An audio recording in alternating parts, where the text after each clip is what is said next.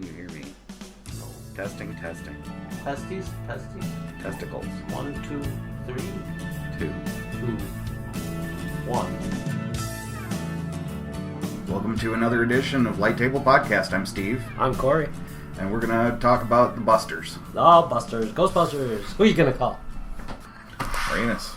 Obviously one of the most beloved Ghostbusters. He died at 69. And he died of autoimmune inflammatory vasculitis. Wow. He'd been suffering from it for 4 years. And his death elicited remembrance and tributes from friends and collaborators who worked with him.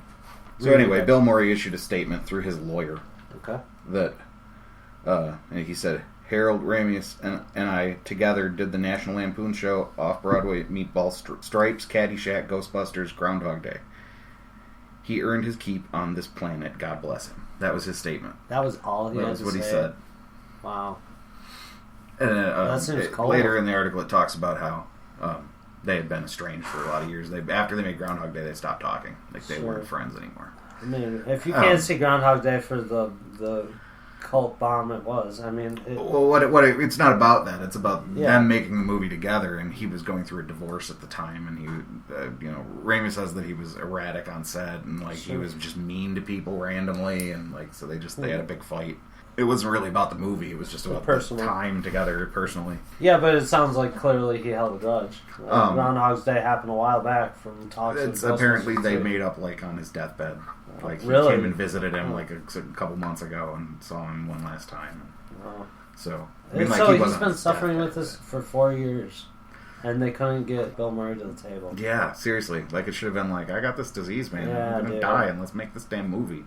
You almost have to question just Bill Murray's devotion to fans and the art of it. It surprises me that he wouldn't do it. I thought he liked that portion of his life. He likes those movies. It's not like he looks back and says to himself, they were a stepping stone, and that's not what I did. I think he's proud of what he became, and that's the core of him. It's fucking Ghostbusters and Scrooged. I mean, he didn't really do much in the process in the first movie, to be honest. In the group, all of them, minus Ernie Hudson, obviously, but I guess the other two, they were instrumental in writing it, producing it, getting it done. Bill Murray walks in there, acts his ass off, and makes it funny. That's what happened, and in fact, he didn't even do what he wanted to do anyway. But it doesn't sound like he had anything invested in the first time around, and since he's made tons of movies by himself, produced them, he's done some very independent features. I think maybe he would have liked to have been a producer on Ghostbusters 3. That's what I would have imagined. Yeah, I mean, if I put myself in those shoes and say, what would I do? Even if I was estranged from my friend who we had a career together, and he's I mean, not even on his deathbed, but you come to me and you're like, dude, I'm 60 now. Yeah, that should be enough. It's time to do this. Yeah. And bygones be bygones. Let's just get together and make a movie. And it is very sad that did not happen. Maybe in a different realm, a different universe, it got made before he died. But you're right. If Ghostbusters is all science, and you can't lose the one key guy very well. Aykroyd could do it, though, because he was the other sciencey nerd. So, I mean, that's why I'm Aykroyd's the one you need. And, Bill Murray doesn't need to be there. I'm honestly, he doesn't. Yeah. If he's not going to be in the movie very much, and part of me's I'd rather he wasn't. Yeah, I agree. If he's only going to be in it for 30 seconds or 10 minutes, and then it's about these other people, it's why just flash him on the screen for no reason? Yeah, no. Give me the guy that's got to be the guide to the kids, and then Bill Murray never knew anything about the science. He was "Give me a gun, I'll shoot ghosts." No, true. That was. I do think personally that if you have at least Ray there to hand it off, that's definitely good, but. Man, there's something to be said about that Venkman character. He was the personable one. Exactly. Because the dorks aren't personable. Right. So he's personable, but he doesn't know anything about how to make the machines work. Or how, he's this is the on button, and I pointed at the ghosts. Mm-hmm. He's a doctor of psychological parascience. Yeah, right. He's a bullshitter, really. Yeah, that's right. But he... I do believe, though, that his character transcends it to the point where you need him, in a sense, to have Venkman on the screen legitimizing the new team for the passing of that torch. Sure, it would help, I suppose. But you're right, it doesn't have to happen. If he is there, the ideal for me is that he's not a scene stealer. Yes. That he's kind of a background feature, and you let the young cast hold the scene. Oh, yeah. Well, that's why I think he'd be a perfect, beginning and end type guy, like a Charlie. He shows up briefly, legitimizes what Ray's telling him about all this bullshit, and then he's the one that he comes and interrupts and is like, "Come on, let's go shoot ghosts." Yeah, he's like, exactly. "Screw this stupid shit. Exactly. This is the on button. Let's go." Yeah. Mm-hmm. Yeah, that could be entertaining, I suppose. Yeah, It's sad that Egon's not going to be there because he's the character that would have been the one. I feel like even in the original Ghostbusters movies, it's his dry dialogue that drives the whole film. Yeah, well, he brings in all of the information. Right. Ray does a little bit, but it's more speculative and wild. He's like, but it works perfectly because Ray is so speculative and wild, and Egon is so grounded that automatically you trust Egon because Ray is so fucked up and wild. Like, okay, we're going to the scientist. Oh, in the movie, when Venkman mentions the time Spengler tried to drill a hole in his own head, Spengler's response, "That would have worked if you hadn't stopped me," was actually ad-libbed by Harold Ramis in the movie. I love the opening scene where you introduce Egon in Ghostbusters 2, where he's in the room with the two-way windows or whatever, the one-way windows, and you see all the people in the rooms and they're doing science experiments on him. And they're yes, now turn up the temperature 10 degrees. Yep. Now go in there and tell him he has to wait another half hour. Yep. And then they go over and they're looking at a little kid playing with a dog. He's like, "Let's see what happens if we take away the puppy." Oh, yeah. Very matter-of-factly, though. It wasn't even excitable. Uh-huh. It's like, let's see what happens when we take away the puppy. Yeah. Like, it's his dried out. There's like a thin smile on his face is. when he says it. There's like joy in his eyes. It's not even a smile. It's like you see it in his expression. It's like a sinful. Yeah. Like he's getting off on the science. Yeah. He said that in his character when he prepared for that movie, his whole thing was he was never going to smile with Egon, and you'll see that, save for one moment where he smiles, and it's at the end, obviously. Ramis on Bill Murray and his falling out. He says, "At times, Bill was just really irrationally mean and unavailable. He was constantly late on set. What I'd want to say to him is just what we tell our children. You don't have to throw tantrums to get what you want. Just say what you want." Huh. Ramis said that Murray had stopped speaking to him after they completed filming Groundhog Day. "It's a huge hole in my life," Ramis said about their estrangement in a 2004 interview. "But there are so many pride issues about reaching out. Bill would give his kidney if you needed it, but he wouldn't necessarily return your phone calls." Huh. So, that's That's a fucking great way to put it. I mean, like he'll bend over backwards for you, but just not today. So Dan Aykroyd said that it is deeply saddened to hear of the passing of his brilliant, gifted, funny friend, co-writer, performer, and teacher Harold Ramis. May he now get the answers he always was seeking. No doubt. And director Ivan Reitman also paid tribute in a statement, calling Ramis a wonderful and truly original comedy voice. He was very generous about making everyone around him look better and smarter. Harold had an extraordinary impact on my career, and I loved him like a brother. That's probably the most honest statement right there, and that is what Ramis did so well. His dry character, his straight man, made everybody else that much funnier. Yeah. And it made him funny in his own right, but he not only did he play that well when he did play, he fucking wrote that shit, and he knew what worked and what didn't, and he wrote it for the characters. Yeah. And Chevy Chase issued a statement as well, calling him a truly great friend and a great man. "It was Harold who acted out and gave me the inspiration for the character of Clark Griswold. I was really copying Harold's impersonation of Clark. No shit. He was a truly funny and highly intelligent man with great honesty and a great appreciation for the best kind of comedy." Not to rain on Ramis' parade here and bring up Chevy Chase, but that seems like a very sincere, awesome thing for somebody I know to be a complete asshole to say. Like, I've heard some pretty nasty things about Chevy Chase lately, but that seemed like a very nice statement. Yeah, I mean, it's nice because he didn't make it about him. He made it about Raimi. That's cool. He gave him credit for that Griswold thing. That's really impressive. I would imagine that a lot of things are that way with actors and directors in general. Or writers. The actors have to play it kind of like this, and they do a character, and then they're like, do your impersonation of that. Yeah. Well, especially too if you had a hand in writing it as your own character, like you know how you want it to be, and yeah, that makes sense. Well, Harold Ramis, what's his claim to fame? Should I look up his credits, or do you have those? I have them. Harold Ramis, IMDb. Here's his credits. Okay, it's official. Ghostbusters 3. That's cool. This is IMDb. They are announcing it's announced, so it will be there, and he will be a credit for a writer. He wrote it or part of it. Cool. Anyway, Ghostbusters: Sanctum of Slime, which is the video game. The Real Ghostbusters, short, which is the cartoon. Year One, amazing actual movie. It kind of went under the radar. It wasn't a great movie, but it was good. The writing was good. It left a little desired, but it was funny. Extreme Ghostbusters: The Ultimate Invasion, which was another video game. So he must have been a consultant, like you said. He probably consults on everything to do with Ghostbusters. Stork Day, which was the screenplay for Groundhog Day. He wrote that. Analyze That, which was a great movie. Mm-hmm. That's an excellent movie. Extreme Ghostbusters, another video game. Bedazzled, excellent movie. If you've never seen Bedazzled, that's a great fucking It's movie. very entertaining. Again, Analyze This goes along with Analyze That. Probably two of my favorite De Niro movies. They're hilarious. They're good Billy Crystal movies as well. For sure, yeah. Extreme Ghostbusters, which was the TV series. It must have been the shorter one. It was only 40. Mm-hmm. Rover Dangerfield. I do recall that movie, but he probably would not want us to mention it. Again, Best of SCTV. He was involved with the Canadian SNL, if you will.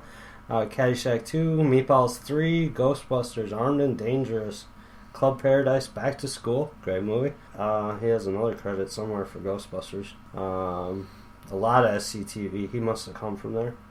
Yeah, I think that's his roots. Stripes, excellent movie. Caddyshack, Meatballs again. Animal House, he wrote. And it looks like that's about it for anything credible that would need to be mentioned. Yeah, well. It's amazing, though. That's a quite huge list. Yeah. For a guy that's only known for one movie, really. Everything was fine with our systems until the power grid was shut off by Dickless here. Is this true? Yes, it's true. This man has no dick. This man has no dick.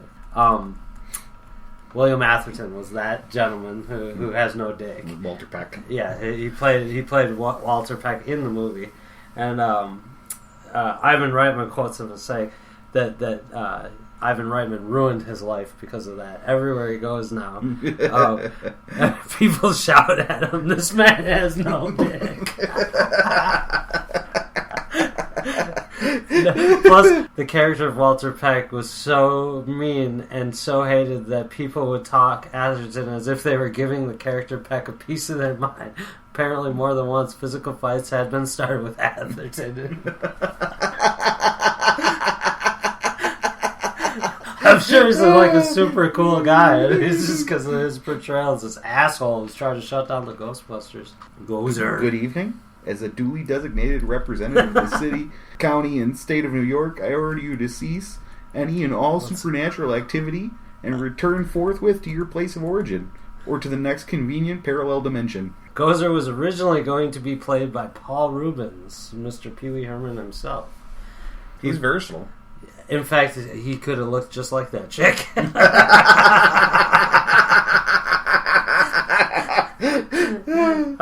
He obviously turned it down. In the original script, Gozer took on the form of Ivo Shandor, the ghost building's architect who started the original Gozer cult, who resembled a pale, slender, unremarkable man in a business suit. However, it was a very popular Russian, I think, model at the time who did it.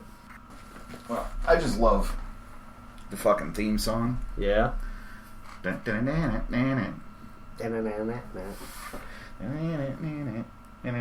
should play that. The sequel had one that tried to play off that. No, they just changed it.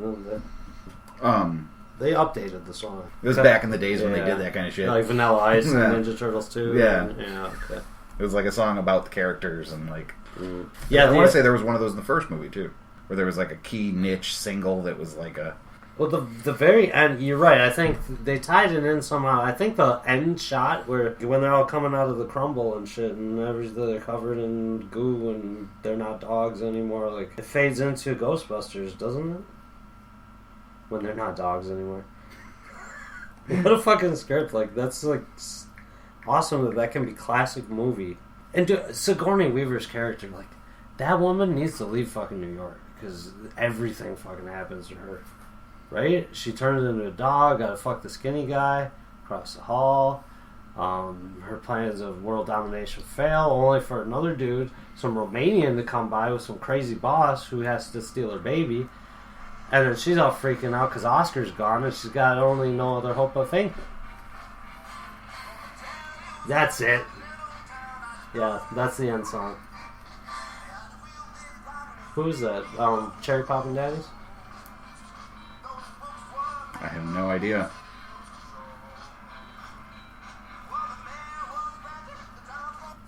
Oh. There you go. That's the song. Gotcha. And the second one, it was like a poppy rap song. Yeah. I want to say it was a rap song where they just took the words from the original Ghostbusters and then added, like, yeah. They, like, riffed on it. Yes, that's what it was. In the second one. Yep. It was very sequel-y. Yeah, for sure. Second one had way better effects. It had really good effects, and it also, I mean, it was just, it was filmed 4 years later, so the effects had come forward so far in that time, too. Mm-hmm. And so was the quality of the film was better, and, like the quality of the crispness of the image. Yeah. But, you know, like... The script, the direction of the movie was very corny and popcorn. The first one wasn't so corny and popcorn. First one was an origin story, and it felt right, and it felt real. Yeah. And, yeah, it got corny popcorn. You're right. It doesn't mean it wasn't fun. I like that movie a lot, and it's very nostalgic because it came out when I was, like, 8 years old. Like, I was actually at that age where I was going to movies, and I, like, was buying toys. And, like, there actually were toys. For the original one, there wasn't any merchandising. There wasn't merchandising until the cartoon came out. Yeah, that's true. Yeah. That is true, because I was. There was like a coffee mug or like a T-shirt, but like not T-shirts like, were huge, not like toys and like all the shit. Just that is true because I was too young in the first one to have had the toys, but I remember the original toys. They were the cartoon toys, They were which were awesome toys. By the way, they were very good, awesome toys. Those. In fact, that's the first time I can recall where a toy chose to use a solid colored piece of plastic that you could attach to be something part of the toy, like. They had it, and it was there, and it was analogous, if you will, to a lightsaber. You can take it on and off of that toy now to turn it on or off. You know what I'm saying? Mm. So that was the first time I can think of somebody chose to do that for toys. Yeah, that was those kind of things. To this day, I mean, I collect toys, and I still buy toys. And those kind of things, get them home, take them off, throw them away. Yep. Like, yep, that's nice. That doesn't display well. Exactly. You put it on there, and it's always like at a curve. It doesn't look good. Fuck that. When things come with like shooting missile things, I'm like, that's going to put somebody's eye out. Yeah. Like, just give me this. We can pose cool and have his weapons. Even when I was a little kid, I was like, that's stupid. Yeah. I don't need this. I'll just make the noise. Yeah, pew, pew, pew, and the boy, I see him. Yep. But those fucking little proton pack projectile things, they were super long. They had to be like, how big are they? You've seen them recently, haven't you? Like 4.5 inches, 5 inches, something like that. Huh. That's pretty long when it's only like a 4.5 inch tall toy, and then you got this big hanging off thing sticking out of it. Huh. One toy I always wanted, I never got, was the working ghost trap. Like, I thought that would be... That's one of the few things I had. Did you? I had the trap and the proton pack. Mm-hmm. They were a big Christmas item. That was just air pressure, right? You hit the little ball and it would like push open the thing, right? That's all it did. And then you just hit the little ball and it pop open. And you wheels, you could roll it out of the floor. And this thing came with like a foam thing that you could stick in to be the laser if you wanted. Really? Like a Nerf sword kind of. I took that off right away again. Like, I'm like, that's stupid. That makes it not look real. Exactly. Like it looks real. Yeah, right. Plastic bag. Then you put crooked stickers on and shit. Fond memories of my childhood was Ghostbusters. I think it really, like, I saw the movies and I liked the movies. The second one I remember was really hyped when it was coming out. I was really excited and like I was like 8 years old and I got the Burger King toy with the little buttons like pew pew pew and I lost it. Right. I think we talked about that on a different episode.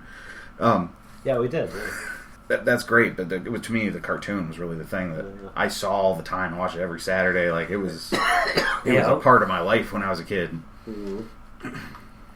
So I watched a bunch of the special features on the cartoon show, the Real Ghostbusters. Gotcha.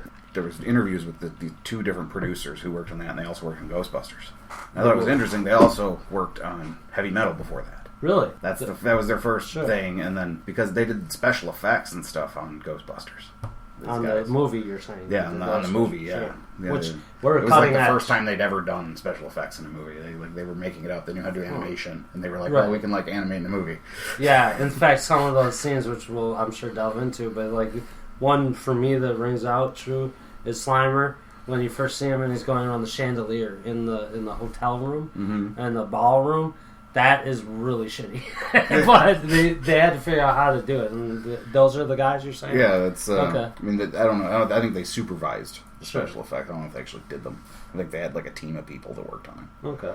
It's Michael C. Gross and Joe Medjuk. Okay, sure. And forget the pronunciation. They did Heavy Metal together before they did Ghostbusters. Heavy Metal that movie was a cool movie. It was fond memory from when I was like 13. It was a very adult animation in a time when they didn't do that. It was very new age in the sense that did not exist. Yeah. And then they really went off the cuff. But yeah, it was almost pornographic in some scenes. In fact, I recall thinking that when I saw that, it was kind of one of those taboo things that I probably shouldn't have seen because I was young. Yeah. So I'm sorry. Back to your original point. You were talking about the two producers and the Real Ghostbusters, and then they went on to produce the cartoon show. Okay, so they actually had a hand in both. And maybe would you argue that the cartoon show was more informed because of that? Oh yeah, I mean they were the guys who ran the thing, and everything was signed off on by the actors. Harold Ramis and.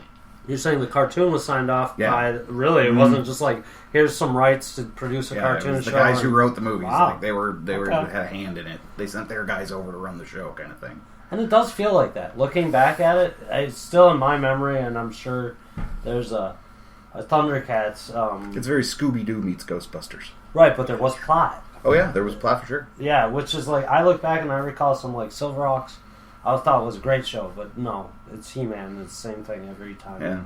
But the Ghostbusters, I do believe if I go back and watch it. It had decent writing. I mean, it's they had cool ghosts. J. Michael Straczynski. Okay. He's a writer. He's a television writer that's very renowned. He still writes now. Credits or? He was the guy who created Babylon 5. That's who he is. That's like his claim to fame. I'm not a Babylon 5 guy. No, sorry. I never moved on it. I have tried that one too. Okay, sure. He was the head writer on the show. He managed the writing for the show. But lots of people wrote for the show. Dan Aykroyd wrote on it. Oh, God, yeah. Harold Ramis. Wow. There's like 100 names of people who wrote. So you farm out all the episodes and everybody writes episodes. So we'd probably just pass it around like who's got the best one this week. But the whole thing was overseen a bit by the team from the, Which it does stand they owned the stake in it. Yeah, because that was it felt like it fit in the world. Although, I bet you if Dan Aykroyd had a hand in that, that's why the cartoon felt more what he wanted to realize the movie to be. And then they changed the movie on him slightly. Like, he wanted a little more updated and futuristic, if I remember, like multiple ghost hunting units out there, like groups. That's what you wanted that was his yeah, exactly. Is to be like, And I think the cartoon took it that way, a little bit more into that world where it was updated and new, different. I think there was still just the one team, though. Yes. I think he really envisioned like this origin story where it's this team of Ghostbusters that start up and they save the world. And then it like expands, and they're in every city around the world, and it's about different teams. Yes, and you're right. It was such a business thing. In fact, they alluded to that in the movie when it was all about buying the firehouse and all that. All the Ghostbuster units that existed in the world he envisioned were franchises of the original. Right. That's really interesting. Dan Aykroyd was the main writer, wasn't he, of Ghostbusters? It was Aykroyd and Ramis wrote it together. Okay. That's what it was. That's right. The story goes, according to the special features, that they held themselves up in a house with... There's a third writer on there, but Aykroyd and Ramis were basically held captive for an amount of time. I couldn't paraphrase without being wrong, I'm sure, but it was a while. They estimate out of all of Bill Murray's lines in that movie, I found this fascinating, only 8 to 10% of the lines spoken by Bill Murray in the movie were ever written, meaning that like his was almost all improv. Yeah, they give him like a direction, like go out there and be like this, and Murray just kind of does it. In fact, how he does it. The commentary was Ramis. In fact, he mentioned that he gave up writing for Bill Murray or doing any rewrites because he or whoever would offer it to him, and he would just go in there and do completely whatever he wanted to do. And they credited Bill Murray at the time as saying he was an actor that could do that. So like, even though you might get mad at him and he's never on point, never with you, it's gold. It's his character in the scene is he's so natural. Yep. Yeah, and you don't question Bill Murray. I mean, it will be funny, and it's so true. Even when it's bad, it's hilarious. It's even better when it's bad, like Zombieland. Oh, he's hilarious in that. Anyway, so refresh my memory in the cartoon. Each week revolved around a different ghost, obviously, or different thing. Yeah, there was like always a plot device. There was some Hellgate that was going to open. There was some vortex on the city. Or there. Sometimes they left New York and like went other places to do things too. Really? Yeah, they like get in the van and go to bumfuck Ohio and That's solve impressive. the ghost thing. Because Ghostbusters are very iconically New York. Like, yeah, they took them around. Wow, yeah. Interesting choice. Huh. I watched an episode yesterday where they went like down to like New Orleans, and there were like these ghost jazz bands marching through the streets. Yeah, and, like, sure, yeah. They New go all over Orleans the would be place. great for ghosts. It's good. I see what There's you're one saying. episode where they actually, it's like they're the real Ghostbusters. And so they go to Hollywood to make their movie, and it's like they're making the movie Ghostbusters. Yes. That's a great episode. That's why this writing was good. I remember it being actually engaging. Yeah. I remember after it had been on for a season or two, they renamed the show from The Real Ghostbusters to Slimer and the Real Ghostbusters. Yes. And it was an hour-long show. Okay. And there was half the show was like 3 segments that were little shorts with Slimer. Interspersed between the bigger and there was like show? a separate bad guy that was in those stories. It was like a whole different plot line just about him. Oh, and then there was a half hour that was the Real Ghostbusters cartoon. All right. So there's like 13 episodes that are just Slimer episodes. Huh. Crazy.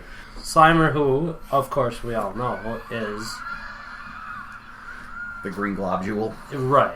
But more importantly, in the original day, which we'll get into, the cast from Saturday Night Live, Slimer was a tip of the hat, if you will, to Don Belushi. That's Slimer. He's a friend. In the movies, he's just the ghost that randomly shows up in the first movie, and then they decided to take him and make him like their pet. Right. So he like hangs out with them and lives in the house, and quite literally a pet too. They just fed him, and Venkman hates him. Yeah, it's all that classic shtick of he slimed me. Yeah. But the Venkman Slimer thing. It's really the funniest thing in that scene isn't him. It's Egon on the radio talking. Yes. He's like telling him to take a sample. Yeah, that's right. Yes. Yeah. Did you get it? Your nose and you want to keep it? Yes. All right. In the Real Ghostbusters cartoon, originally Winston was played by Arsenio Hall. Interesting. That's That's probably his biggest claim to fame besides Coming to America. His TV show. And, yeah, right. I guess. I'm just kidding. That was huge. It was huge culturally at the time, anyway. Yeah.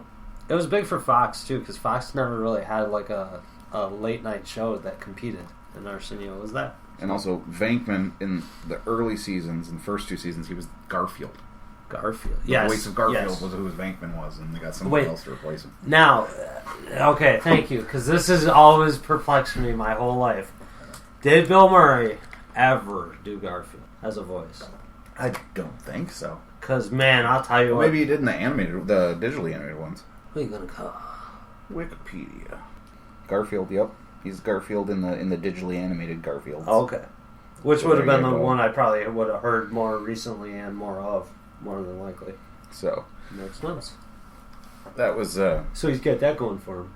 It's interesting. I was looking up stuff about Harold Ramis and his death, and also the reboot of Ghostbusters. Mm-hmm. And so I got this one article I looked at.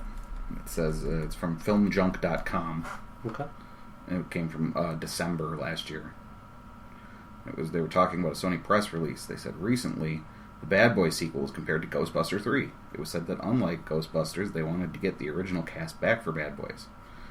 I think that's the first time we've heard flat out that Ghostbusters is getting rebooted. The actual quote from the article is as follows. Sony is trying to do this with the original cast, which makes it different from the other big franchise reboots in the works, Men in Black and Ghostbusters. Those are being rebooted. With the Ghostbusters, that has a lot to do with Bill Murray being unwilling to reprise his signature role. Do you think that might have changed now that... Dan Aykroyd confirmed last year that Bill Murray would definitely not be involved. Now it sounds like they're potentially taking the project in a different direction. Aykroyd appeared on Larry King back in May, and here's what he had to say. It's based upon new research that's being done in particle physics by young men and women at Columbia University. Basically, there's a research being done that... And then he pauses. I can say that the world or our dimension that we live in, our 4 planes of existence, length, height, width, and time, become threatened by some of the research that is being done. And new Ghostbusters have to come and solve the problem. Ooh. He confirmed that there would be a new cast, but when asked if he or any of the original cast members would return, he simply said, think Star Trek. Oh, no. So it sounds like they will use some sort of alternate timeline thing to explain the existence of a brand new cast and the original cast members. If they appear at all, will be analogous to Leonard Nimoy and J.J. Abrams' Star Trek. Hold on. Let's talk on that. Yeah. Bullshit, first of all. Because I hate to say it, if you want to choose and wait 20 fucking years to rewrite something, fine. A, it's probably not a good idea. But B, if you don't put in the originals, at least one of the motherfuckers, at least Ernie Hudson, to hand the torch off. Because it's a group of guys and it's so iconic. I think they're saying there will be them there. Yeah, I think that's what that sounds like to me. That they'll be in it, but it's like it's like they go back in time or fair. Check this out. How many movies recently have used that device because they're doing reboots, like Men in Black, for example? That was a back in time thing. It's a good way to do a reboot. It really is. It's kind of brilliant because then it's a divergent timeline and different things can happen because there was a change because they came back and changed the timeline. If they can make the Ghostbusters 3 analogous to how he updated Star Trek, if it was going to go from 84 Ghostbusters to Star Trek Ghostbusters, that'd be amazing. Oh my god! Let Abrams do it. It'd be awesome. Ivan Reitman's still going to direct that, the same guy who did the other two. This one is from the Hollywood Reporter. Okay. And it was like a right now article came out a couple days ago. Sure. The Sony sequel remains on track, but will need to be tweaked, since Ramis has been scheduled to make a cameo appearance along with other original Ghostbusters, Bill Murray and Dan Aykroyd. Oh, very And his passing has left Sony scrambling to keep Ghostbusters 3 on track. The sequel's director, Ivan Reitman, is scheduled to meet with Sony production brass in the coming days to assess how to move forward on the project, which is an active development according to the sources. Well, that's good, though, because if it's an active development and it's a concern, that means there's timelines framed out. Somebody's putting money into doing it. It's just interesting that before it was Murray wasn't coming back, back, and now all of a sudden he's in it. Huh. For what it's worth, I hope it sucks that Ramis dies. Mm-hmm. But if ultimately Bill Murray comes to the table because he realizes that it's a loss without Ramis there and it needs to get done, it's big, man. I think Ghostbusters 2014 would be bigger than the first one. If done right. I think, if you make it the right update and kind of... You want to build it, too, so that it is a franchise that can bring out a movie every 3 years. Yep. You want to build it that way. And what a better way to do a love letter on the first one to Harold Ramis, pass off the torch. You will make $1 million billion on that shit. Who do you think they'll go with as the cast? Do you think they'll go Saturday Night Live people? I think they're probably, if Aykroyd and Murray have anything to say about it, producing-wise, they probably will. At least put one or two. You know what is in the back of my head is I'm like, Bill Hader just left SNL, and so did... Sudeikis? Sudeikis, yeah. Sudeikis just left, too, like a year ago. Jason Sudeikis that could be like a timed thing where they know this is coming. They've been told, you're going to be in this. Yeah. And they leave the show and they take a couple years off before they go start their career as a Ghostbuster for the next 20 years. Yeah, they might even sign them on to a three movie project. Yeah. Yeah, I could see that working. Bill Hader and Jason Sudeikis would be perfect. They'd be great. Which one's Egon and which one's Venkman? I know that's the two characters. He would be Venkman. Actually, he could play a Ray Stantz. It could be either of them, really, in either role. Well, I think Hader for sure is the Egon of the two. I suppose. To be able to pull it off, he's skinnier and a lot. If you're going to go a direct, a younger Egon, I would personally put Hader there because he's got the black hair. He could pull off Murray. I suppose Sudeikis could be Stantz. Ray, yeah. Yeah, I could see him being a Stantz. A little more hair. He's got he looks like a Ray Stantz, actually. In that case, then you got to do a Bill Murray guy. And to me, Hader could be the Bill Murray guy. He really could. Hader. Yeah, for sure. Yeah, he could too. Yeah. He could. I think he's better served as an Egon. I think he could pull that off perfectly. The dry, really well. And funny too, But either way, who is that Bill Murray character? Who's somebody like that? Sudeikis' personality, I would say, is Bill Murray's. Yeah, he could pull that off. The mannerism, all of it. I could see it's not him. Personally, I would like to see Seth Rogen in the movie, but he doesn't translate to any one of them. I think that Seth Rogen and Jonah Hill and fucking what's his Franco. The guy, yeah, that'd be great. That would be Frank great. would be a good Murray. That'd be awesome. I want to put him as a Murray. Yeah, I would. have to be. I totally would. He's the cooler Murray. I mean, it's a new take on it. He wouldn't like be impersonating Bill Murray. He'd be him, but he'd fit the character. Yeah, he could pull it off. Yeah, I could see it. I could see that. Cocky. Yeah, wants women. Sure. Okay. Jonah Hill. Now that he's thinner, he could definitely do a. And Egon could be Michael Cera. Oh yeah, that'd be fucking awesome. Jonah Hill would be. He'd be Ray. Yeah, for sure, Ray.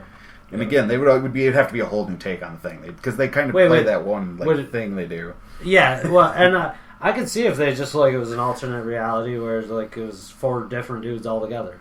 Yeah, that could work. Whatever. Yeah, I almost hope they don't go back and reboot. I'm like, just give me a new set of characters. Yeah. Introduce me to the new team. Yeah, hand it off. These guys are old and they're looking for a franchise. Maybe the Ghostbusting thing is failing. I had a crazy, interesting way to update it and bring it into today's world. Imagine, we could talk about our Dreamcast, obviously. That's one conversation. But I was thinking to myself, back in the 80s when the Ghostbusters and stuff came out, ghosts were all of a sudden just on the scene in New York. Like they started showing up. They probably existed a little bit, but nothing like that. Once they came, ghosts everywhere, right?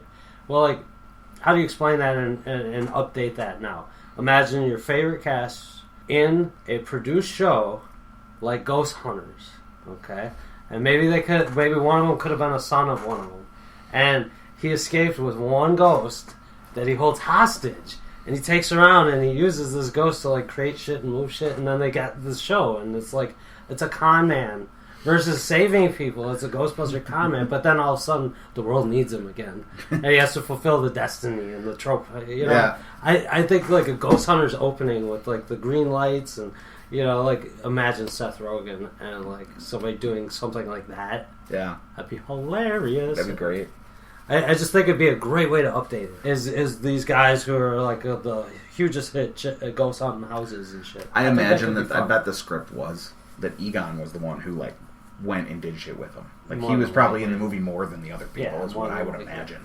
I bet Aykroyd was willing, but you're right. Egon was probably Ramis is not an actor anymore though. He does not want to do that. Well, he's done acting. I mean, he was in Knocked Up. He's been in that's movies. True. He still acts. He did. Yeah, you're right. They're usually smaller roles where he's in the movie for 15 minutes of the movie or something. But that's true. I think the Saturday Night Live cast would be funnier because those individuals are not defined in the sense that you start throwing Seth Rogen and Franco, and that's great. But all of a sudden now you're putting a new marketing brand on an old marketing brand. They are that group. That's the Apatow crowd. You know what I'm saying? Yeah. Ghostbusters was never Apatow, nor should it become Apatow. And although I would love to see how they would handle it, it would be awesome. I think it'd be entertaining. Yeah. I think you're better served by going with a New York-based group. I think the biggest thing is you want guys that are a little bit, they tack younger. Mm-hmm. They look younger. True. Well, truth be told, any one of them can do that. Either side of that coin. I don't look at Seth Rogen and see a young guy. No, I don't. That's a 48-year-old man, even though he's only in his 30s. I mean, he looks old. I see him mature, though. And there's that. You know what I'm saying? I suppose. Whereas, Hader is in his almost 40, actually. Yeah, right. So but he looks younger. Yeah, he looks like light. Because he takes care of himself, and he's a happy guy. So the one thing, though, that in this conversation, we never even questioned, the only guy that we didn't question in this was Hader. Because if he's not in it, it's an injustice. That's... I love Bill Hader. Oh, my God. I love him so much. And it's so sad to me that he's not been a featured lead character. Probably by his choice, honestly. I'm sure he's had some stuff come his way. He's in that movie, Paul. He was really good in that. Paul was awesome. Yeah, he was one of the agents. Yep, we watched that. Yep, that was great. He's in the Apatow movies. He's in a couple of those. Mm-hmm. Yeah, Pineapple Express. Beginning scene with his, oh my God. Yeah, dude, that's so cool. Fuck you. That's a great scene. What I see him being versatile for is if you ever wanted him to do a possession in the movie. If you're going to go to possess that guy, you'll do it perfectly. He's meant for that. Yeah, okay. He played Andy Warhol in Men in Black 3. That was hilarious. But I could see him playing an alien easily. Yeah, totally. Yeah, he'd be great for that. Mm-hmm. I think the part where I really fell in love with him was when he was the cop in Superbad. Yes. Is that the? It is Superbad. And Rogan was the other cop, and that's where I was like, this guy's awesome. Yeah, and then I wasn't really watching SNL then, and then I kind of went and like checked him out there. Yeah. Like he's the best characters on SNL. He really is. Dude, Stefan, hands down. But there are some other ones he's done. His James Carville. You see the bald Democratic guy. Yes. Oh my god, that's hilarious. Dead on. Also, when he does the what's the old creepy guy like the the old guy, the news anchor. That too. Yeah, that's hilarious. That's great. But I'm talking about the black and white old horror movies. Oh yeah, Price. Prince of Price. That's what it is. Yeah. He's like petting the bird. We had to come back. No, it's like always a Halloween special or a Thanksgiving special. In fact, it's never a Halloween special. It's always a Vincent Price. It's the sketches he's in. It's like, the sketch doesn't have to be good. It's about him playing the character he's playing. Yeah. It's hilarious. And you're like... There are very few... Like, okay, I admit I'm a SNL file. Mm-hmm. I love it. I've watched all of them, with the exception of the very first maybe 10 years. I've seen them, but they're not my favorite. It's just generational. Yeah. I do the same thing. I love watching clip reels of some of the best stuff from them, exactly. But I haven't seen all the episodes. Yeah. And SNL is very, like, if you are there to experience it, everything means something about the moment in time. It's very relevant to what's happening now, almost all of it, with the exception of a few sketches and commercials. But, okay, back to the original point. You watch all of SNL, literally the last 20 years. One thing you notice that some of the funniest stuff are from the people. Adam Sandler could do this very well. Jimmy Fallon was great at this. Tina Fey also. They were able to control the break. And the break is when you break character and you start snickering. And like, of course they're not meaning to do it, but the best ones, if you look back, they're always able to, once it starts, use it to the advantage and turn what was going to be a horrible sketch anyway into the funniest moment in the last 10 years. It's funny because they're all laughing. They're all losing their shit. Yes. And those are the classic ones. Otherwise, it would have been that sketch that was like, well, that wasn't that funny. Oh, okay. Some of them really were very funny, too, but it made it funnier because they were... And Bill Hader, back to the point. This dude, he could just nail those breaks. He knows how to handle it. Like, he keeps the crowd into it, dude. I mean, that's what Stefan is built all on. That. It's all that. It didn't start that way, though. The crowd, and then like he loses his shit. And that's the funniest moments when he starts laughing at himself.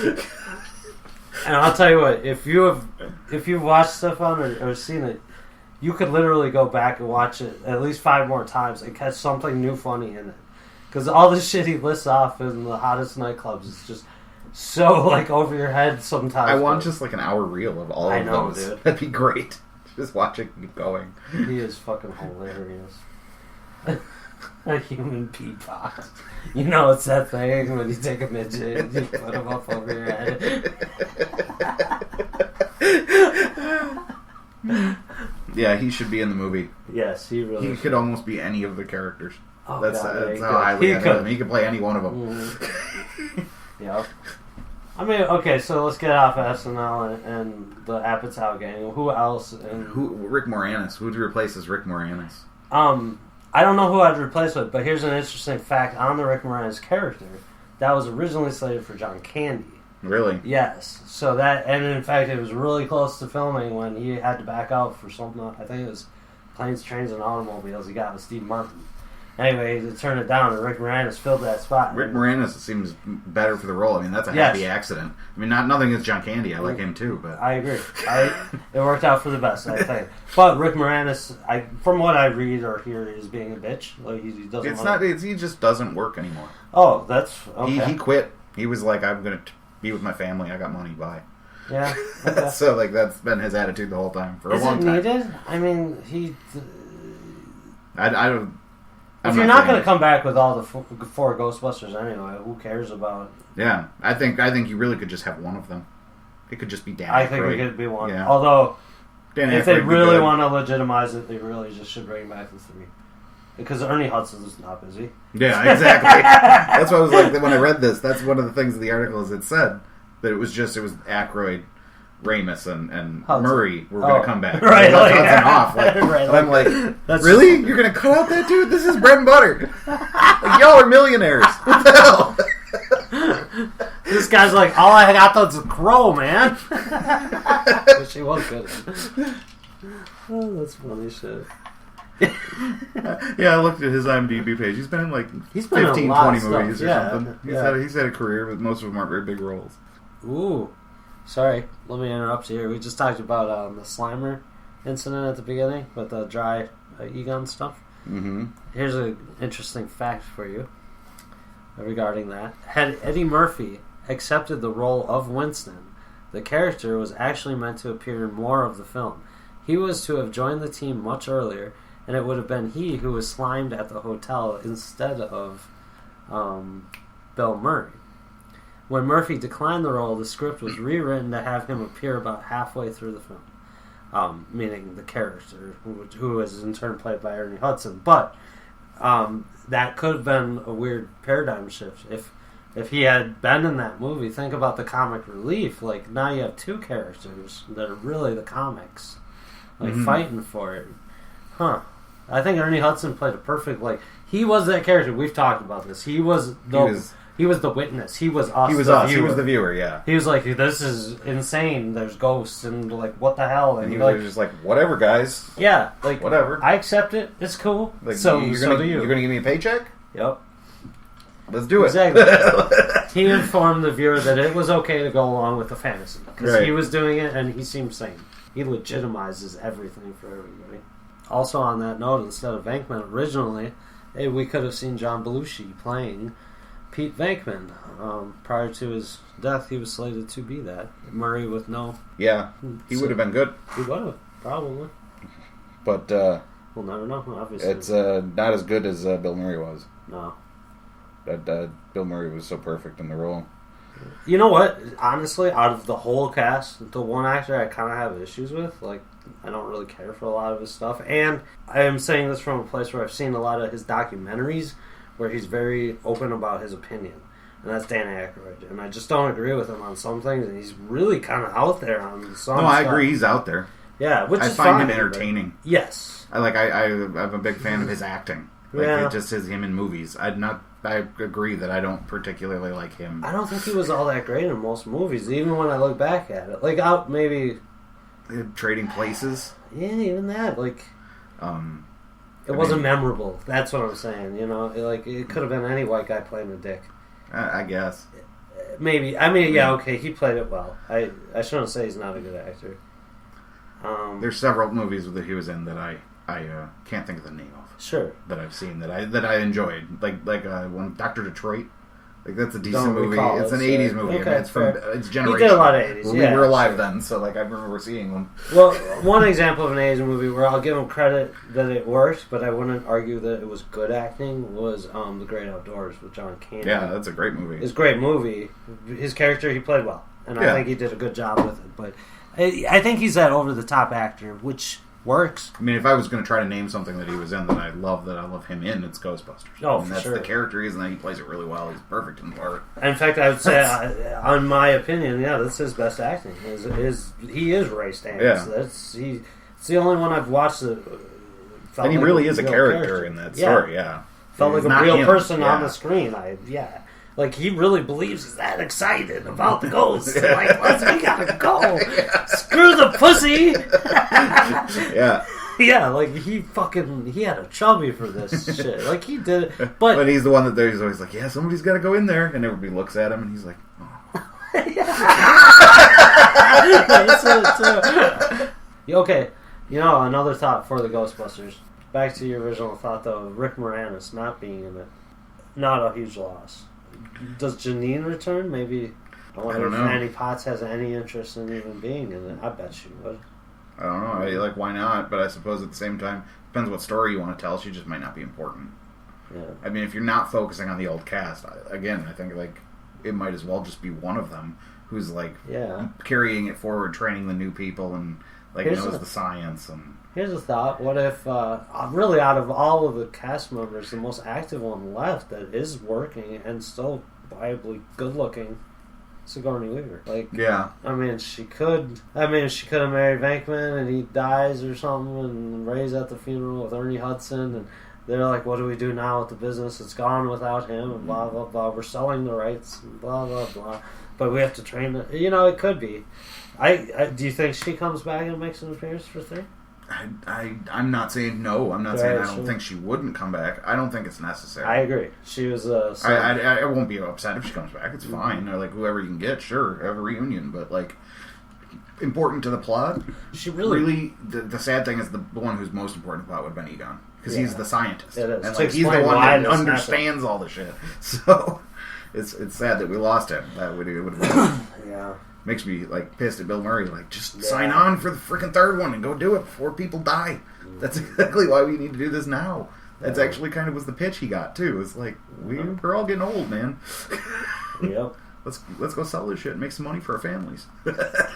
Or have fun one last time. Yeah. You know, probably the best project for all 4 of them. I mean, arguably, Bill Murray had other successes, but if you didn't know him from his other stuff, you knew him from Ghostbusters. Like, that was probably his biggest role.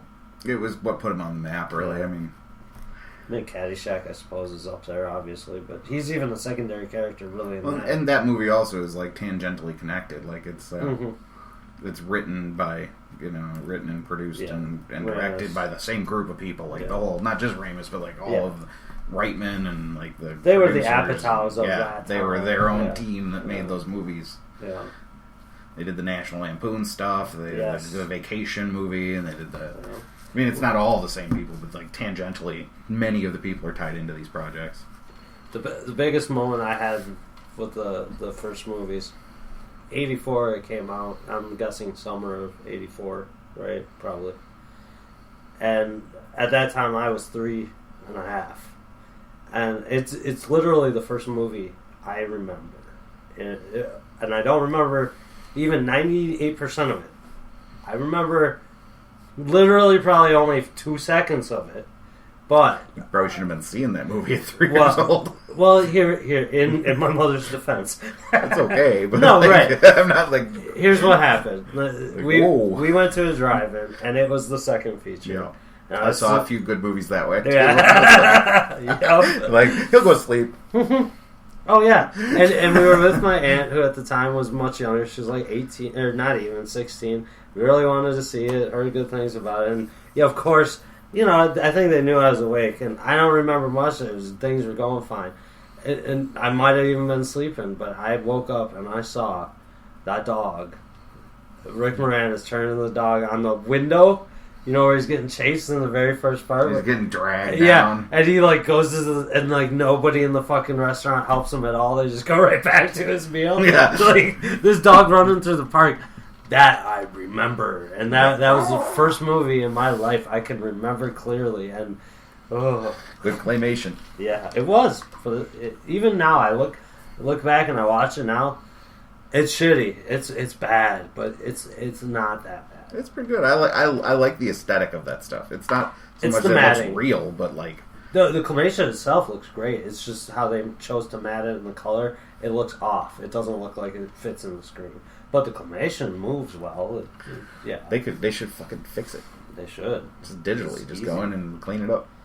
There's so many iconic scenes out of the first one that the second one, total sequel, doesn't even hold a candle to. Like, almost every scene out of the first one, I could show you a picture of, a still of that scene, and it'd be a classic memory. Almost like the creature in the Rick Moranis' bedroom when he throws the coat in there when he's having the party, and the creature's got it on its head, and it's the first time you see it. Like, that movie is amazing. Anyway, the first one for me is a good film that happens to have a very funny subplot, a group effort, because it's all about New York. It's a love letter to New York. Right. And honestly, it's probably one of the best top 100 films of all time, in my opinion. It's in there. Mm. But you move to the second one, and like you said, it's let's make fun more popcorn, money. but it's not. Yeah. It's not the substance the first one was. In fact, they almost pulled in all weird new tropes that also work. I do enjoy that movie though. It is good. Mighty Vigo.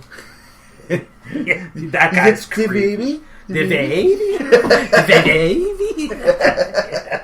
He is vivo! He's horrible. That guy was fucking funny as shit. Though. Yeah, he was great in the role. I mean, it had its weak points. I'm not saying it was a great movie, but it was a good movie in its own right. It is still a good movie. It was. It's not in the top 100 films of all time. I'll give you that. And like you said, it's a sequel. Yeah. For sure. The Goo was an interesting take. They went a little different.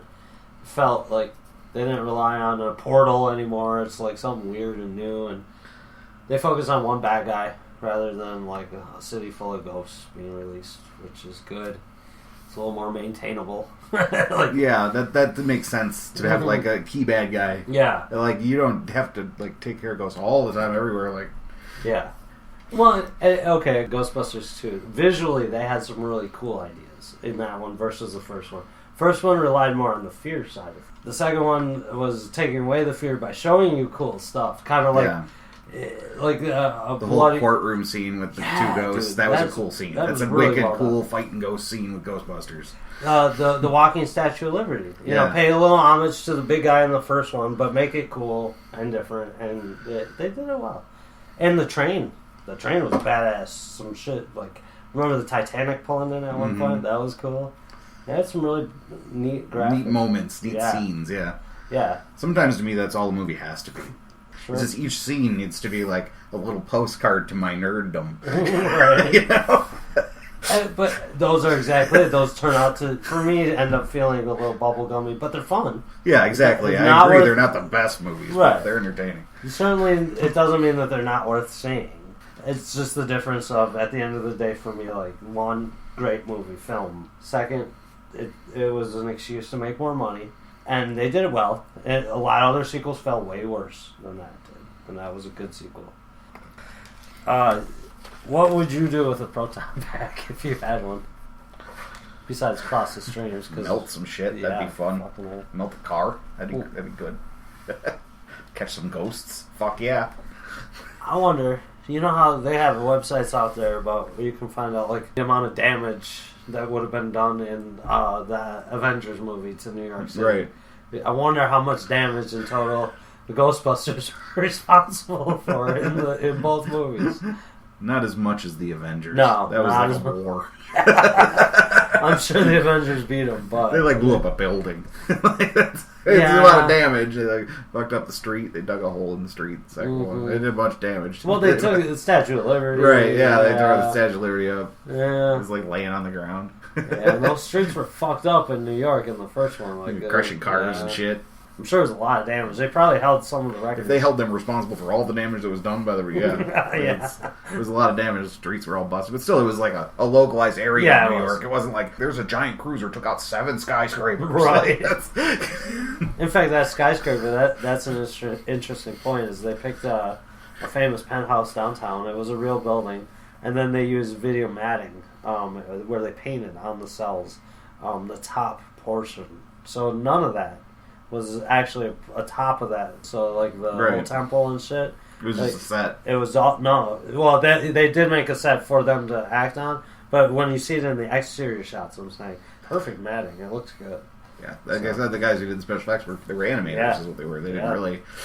In fact, that really translated well to some of those ghosts. You could tell they were cartoons, but they did it so well. It really looked good. But in today's world of digital effects, all special effects guys are animators. Yes, like, that's what they do now. Yeah. So you animate something that looks real, though. That was a different thing. Yeah, you're dying. Yeah. If you could have anything that the Ghostbusters had, what would you pick? Only one thing, though. I want that ooze gun, man. Ooze gun? Make people happy or mad? Make people happy? I didn't even think of that one. Positively charged ooze gun. That'd be awesome. Get me some squishy sex on. You could sell that like drugs, dude. That'd be awesome. I didn't even think about the second movie. No shit. They had some new gadgets in the second one, too. The ooze gun, huh? Oh, that's a good one. You gotta have the ooze, but, we'll suppose that I have that. Yeah.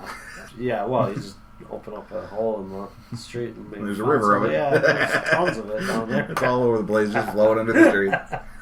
And the baby? So creepy. And then he turns around after she shuts the door. And his eyes just glow. It's so fucking creepy. And it always bugs me because he turns his head like this as he walks down the hall, and you're like, you're walking down a hallway. Why are you turning your head? Yeah, and it always bugs me. Like, it's so that the light will shine through the camera. That's a cheesy thing. Yeah, like it doesn't need to do that. Give him a reason to look at the wall. Yeah. You know? Exactly. It bugged me. I agree. That did stand out. Why would he look around like that? Well, he's a man on a mission. He just needs his headlights on and he's ready to go. Yeah. I thought some weird choices too, like with the when his spirit thing or whatever comes and takes the baby. Yeah, that was weird. Like he's a ghost in that scene. Yeah, he's a ghost all of a sudden. And you're like, how'd that happen? And like, he was never a ghost before. How'd that do that? Plus, he's dressed up like a woman. Body? And like weird. Like, it was a weird choice. Yeah, it felt that one bugged me out. And like the baby walked out on the ledge to him. Like all of a sudden, the baby's now like able to do some weird shit. Yeah. Like okay, it was an odd choice there, but whatever. I think Winston stepped it up in the second one. He was a much bigger character, probably because he was there the whole movie. But yeah. In the scene where they're walking through the tunnel and the train comes, and that's a Winston. That's a Winston scene. Yeah. That's where he got his screen time. Yeah, big time. That's probably the most well-known Winston scene there is. Really. Did you get the number on that one? Yeah, I missed it. Sorry, I missed it.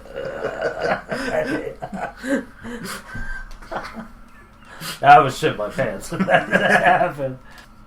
And then the head. So that was that was random too, though. That was like it just appeared and then it disappeared. Yeah, it wasn't like ghosts. It was like a real thing. It was effective though. I didn't hate that scene.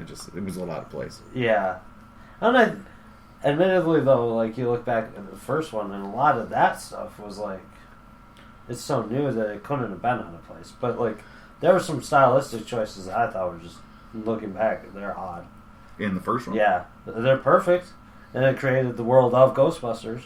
They were so unique. Like, there wasn't just heads on sticks everywhere. It was a unique architecture design with a dog or something. Like, it made sense to it, and it created its own thing. Whereas the second one just copped out for some scary images, ghost train, and, like, played on that fear side of things. But the first one's scary. There's some really scary scenes in that. The dog's eating a dude. And Oh, and when she's raising up on the bed. Yeah. That's super creepy. Yeah, and the music is really great behind it. Like, spooky. Yeah. Well, and then, too, when she first gets possessed, she's in the chair, she gets home alone, and she's sitting down and watching TV, and she hears a noise at the door, and then the hand comes through the fucking chair and grabs her. That's great. Yeah. The scene where the eggs jump out of the thing right on the counter. Yeah, that's right super spooky. Yeah, that was, they replaced one pad in there and made it a ceramic tile, and were able to heat them up, and they said they did it like 100 times to get the egg to pop out right before they just put a hose in the bottom of it and shot it through. Also, an interesting point in that scene, which most people don't catch, is next to it when she's laid down the groceries, left back behind on the eggs on the other side of the frame in the shot. You see that out of the bag has fallen a bag of Stay Puft marshmallows, and it's the only time like Stay Puft isn't really a name brand marshmallow. Yeah, it's not a real thing. It's something they made up. All right, so they actually kind of legitimized it in the movie, and some people miss it, but it is there. Yeah, I did know that, but that is a really interesting fact. Yeah. I'll say that I grew up loving the franchise and wishing for more and always wanting everything to do with it to be around me, and I mean it's been a special thing in my life. Agreed. At least brings me back to some very first times I ever encountered issues with fear and laughter. Probably one of the earliest movies for me that introduced that world that it could exist, where you could be fearful and scared in one moment, but then laughing in another and having fun with friends. Like, that movie is about that. It's like, let's overcome it together. And it just totally teaches that lesson. So. And Harold Ramis will be missed. It's such a shame we didn't get a third one with him. Yeah, I'm glad it's a sad loss. Yeah, for sure. Cheers to Ramis. Yeah. That's it. Peace out, bitches. Peace.